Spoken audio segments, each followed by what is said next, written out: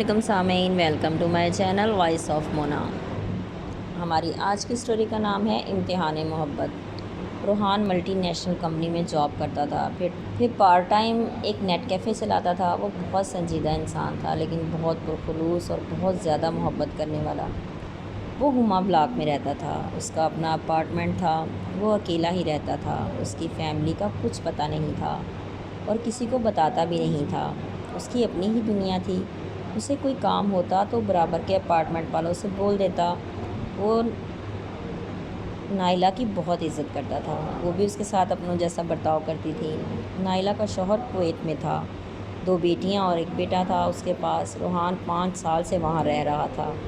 وہ اپنے کام معمول کے مطابق کرتا تھا، سب لوگ اسے جانتے تھے، وہ بھی سب کے کام آتا۔ نائلہ کا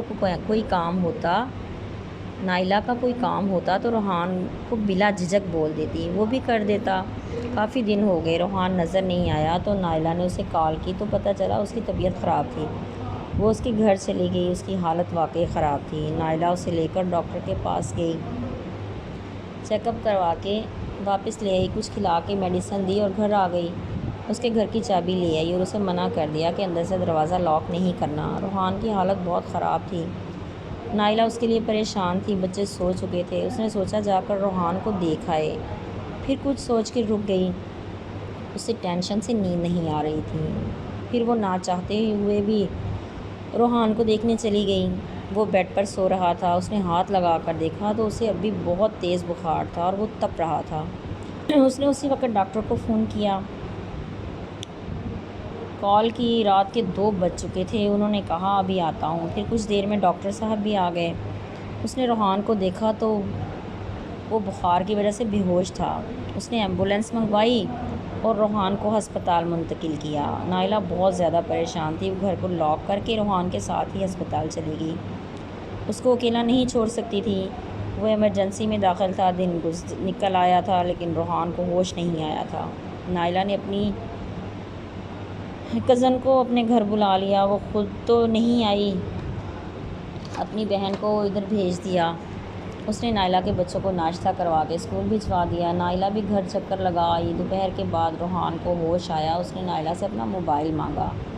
نائلہ نے کہا وہ تو گھر ہے، میں لے آتی ہوں۔ روحان نے کہا بھی رہنے دو۔ نائلہ نے بتایا کہ میرا دل پریشان تھا، تمہارے گھر آئی تو تمہیں بہت تیز بخار تھا، اس نے ڈاکٹر کو بلایا تو انہوں نے تمہیں ہسپتال شفٹ کرنے کا کہا تو لے آئی۔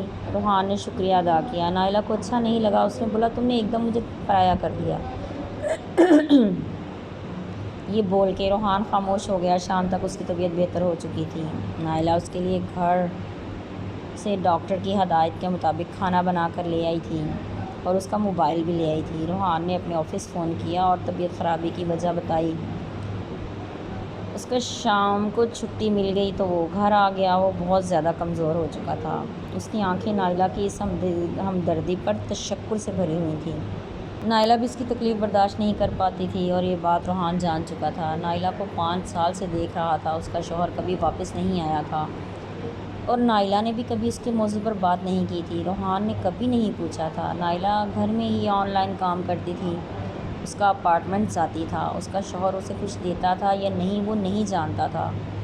کبھی بھی نائلہ نے اپنے بارے میں کچھ نہیں بتایا تھا۔ وہ اسے دوائی دے کر جا چکی تھی، وہ اس کے بارے میں ہی سوچے جا رہا تھا۔ پھر اس نے اسے کال کی۔ نائلہ نے کال پک کی تو بولی آپ جاگ رہے ہو؟ وہ بولا نہیں، نیند آ رہی۔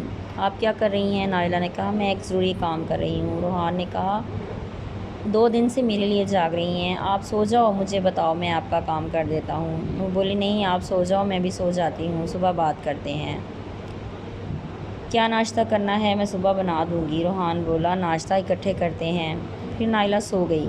صبح وہ ناشتہ بنا کر روحان کی طرف گئی، وہ فریش ہو کے اس کا انتظار کر رہا تھا۔ دونوں نے ناشتہ کیا اور روحان آفس چلا گیا۔ نائلہ نے آج اسے رکنے کے لیے کہا، کل چلے جانا۔ وہ بولا چکر لگا کے جلدی واپس آ جاؤں گا۔ نائلہ اپنے گھر آ گئی۔ روحان نے 1 گھنٹے کے بعد کال کی۔ نائلہ نے پوچھا خیریت ہے؟ اس نے کہا مجھے آج آپ سے کچھ بات کرنی ہے۔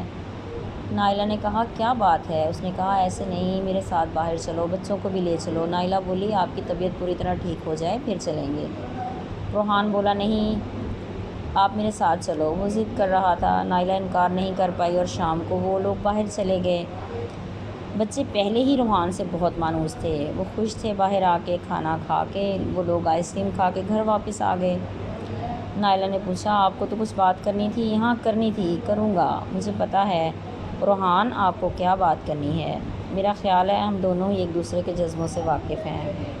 وہ اپنے گھر چلی گئی۔ روحان اپنے گھر ہاتھ میں موبائل لیے سوچ رہا تھا کہ کیا کرے۔ پھر وہ نائلہ کی کال آ گئی۔ سو جاؤ روحان، وہ حیرت میں تھا۔ آپ کے متعلق جاننا چاہتا ہوں میں۔ وہ بولی،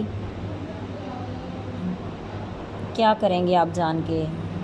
نائلہ ہنس دی، مجھے جان کے ہم اچھے دوست ہیں، یہ بہت ہے۔ نائلہ، دوستوں سے بات کرنی چاہیے۔ اچھا پوچھو، کیا جاننا چاہتے ہو؟ سب کچھ۔ میرے پاس ایسا کچھ نہیں ہے۔ پھر وہ رضا کے متعلق بتاؤ۔ رضا نائلہ کا شوہر تھا۔ وہ باہر ہے اور دوسری شادی کر چکا ہے۔ اس کے وہاں بھی بچے ہیں۔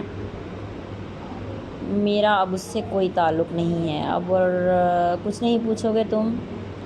میرا کوئی رشتہ نہیں ہے اس انسان کے ساتھ اور میں اس کے بارے میں کوئی بات بھی نہیں کرنا چاہتی۔ آپ علیحدگی لے چکی ہو؟ اس نے کہا، 5 سال پہلے۔ اب میری زندگی میں نہیں ہے وہ۔ روحان کو جان کے عجیب سا محسوس ہو رہا تھا۔ نائلہ نے کہا، آپ آرام کرو روحان۔ روحان شاید نائلہ کو چاہنے لگا تھا۔ وہ سوچ رہا تھا کہ نائلہ کو پتہ ہے، پھر بھی کیا کروں، اس کی محبت کا بھی امتحان تھا۔ وہ فون بند کر کے لیٹ گیا۔ اسے نیند نہیں آ رہی تھی۔ پھر فجر کی اذانیں ہونے لگیں۔ وہ مسجد چل دیا، وضو کر کے نماز پڑھی، کافی دیر مسجد میں بیٹھا رہا۔ پھر گھر آیا اور نائلہ کے گھر تیار ہو کر چلا گیا۔ وہ ناشتہ بنا رہی تھی۔ بولا، ناشتہ تیار ہے میرا؟ نائلہ بولی، تیار ہے۔ ناشتہ کر کے وہ آفس چلا گیا۔ شام کو گھر آیا تو نائلہ کو کال کی۔ کیا کر رہی ہیں آپ؟ نائلہ بولی، کچھ نہیں۔ آپ ٹھیک ہو؟ بالکل ٹھیک ہوں۔ نائلہ، میں آپ سے بات کرنا چاہتا ہوں۔ کیا بات کرنی ہے روحان؟ مجھے اور خود کو کسی امتحان میں مت ڈالو۔ نہیں نائلہ، کوئی امتحان نہیں ہے۔ میں صدق دل سے تمہارا ہاتھ تھامنا چاہتا ہوں، ہمیشہ ہمیشہ کے لیے۔ میں نے سب سوچ لیا ہے روحان، کل کو آپ پچھتاؤ گے اپنے فیصلے پر۔ نہیں، میں نہیں پچھتاؤں گا۔ نائلہ، آپ کو ابھی نہیں پتہ میری کیفیت کا۔ آپ کی توجہ نے مجھے یقین دلایا کہ مشکل میں آپ کے علاوہ میرا کوئی نہیں ہے۔ آپ اگر مجھے اس رات ہسپتال لے کر نہیں جاتی تو شاید میں آج زندہ بھی نہیں ہوتا۔ زندگی پہ اب آپ کے سوا کسی کا کوئی حق نہیں ہے۔ پھر بھی سوچ لو روحان۔ میں نے سوچ لیا ہے۔ پھر دونوں نے نکاح کر لیا اور آج وہ خوش ہیں۔ یہ ایک سچی کہانی ہے۔ امید ہے آپ بھی سن کر خوش ہوں گے۔ جیتے رہیے، خوش رہیے۔ ملتے ہیں اگلی کہانی کے ساتھ۔